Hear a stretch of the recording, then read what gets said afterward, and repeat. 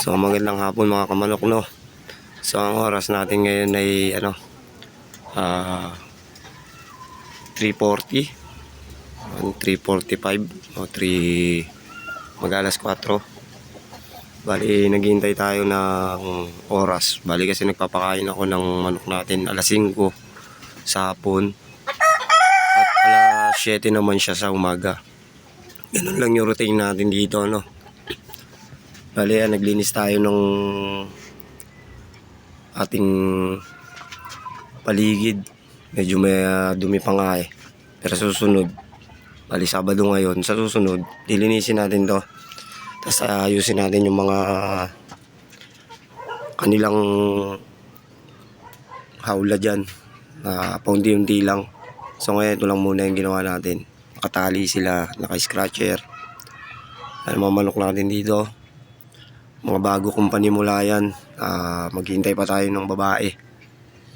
Bali ito kasi nakuha natin ito, round head to eh, galing kay Nene Aguilar. Ngayon nabili natin siya, yung nakakulong na yan. Tapos ito naman claret yun, yung na dun sa may dulo, red claret yun, panlaban yun. So yun naman na dun, nanalo na yun. Tapos itong talisayin, bata pa yan. Ito kasi talisayin, kamistiso yan eh. So ito naman, nabigay lang din sa atin to, ay nalagaan lang. Tapos yun namang natin sa nakakulong na yun, medyo bata pa. Inagamot yun, may sakit yun eh. So ito lang yung oras ng patukan natin. Hihintay tayo, tapos yung patukan natin malinis na. Ayan, abang lang tayo dyan. Sana maganda yung mga lumabas dyan pagka nakakuha na tayo ng magandang babae. Bali may pasisiw tayo dun sa may banda dito. Ayan, kita natin yung mga anak ng sisiw natin. Ayan, isang lalaki dito. Siguro yun, pula yun. Ang tatay nun ito. Ayan, pula yan. Bali dalawang alam ko lalaki rito eh. Pero hindi pa sure. Pero nakikita ko kasi parang dalawa sila. So may nag-iitlog pa rito. Ayan, hintayin natin yan. Ang tatay naman yan, ito rin. So nahaluan siya, kalahati.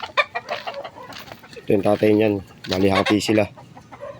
Ang nanay niya na yun, red kelso yun. Napagala lang natin, so hindi naman siya lumalayo. So itong oras kasi yan, naghihintay na yan kumain. Tinuturuan ko sila na matuto silang maghintay. Kasi tayo magkondisyon ng manok. Tapos kanina nagpaligo tayo umaga, tapos nagturok tayo kasi kailangan din yun eh. Tsaka tayo nagpainom ng antil para kahit pa paano disipunin sila, kasi hindi ganong uminit na sobra kanina. Tapos ngayon medyo makulimlim pa. So susunod dyan, ang project ko dyan dito sa area na to eh, malagyan ng simento para yung ating mga broodcock dyan na pambreeding mailagay doon. Tapos dito natin ilalagay yung lahat ng ating cockfight. Yan, sana dumami yan ng sobra. So kasi dadatlo lang yung aking babae, maghahanap pa tayo ng maganda-gandang patrialis. So dito tayo magpapanimula sa round head. Diyan muna tayo magpapanimula, at saka dito sa ating isang nanalong manok. So kasi sa claret natin medyo ilalaban pa yun. Tingnan natin kung papasa siya sa exam. So yan, kita nyo naman medyo ano lang ating area, medyo konti na lang, linis pa. Basta lagyan natin ng siguro dyan ang buhangin para kahit papano hindi sila may stress yan, kasi bato-bato, maaaring magkatibak yan eh. Inaantabayanan ko, minsan inugasan ko rin yung mga paa para kahit papano hindi magkaroon ng bakterya. Kasi dito sigurado bakterya dito, meron pa ditong tubig kanal, isdaanan to ng tubig eh. So yan lang update natin mamaya, kakain na yan eh.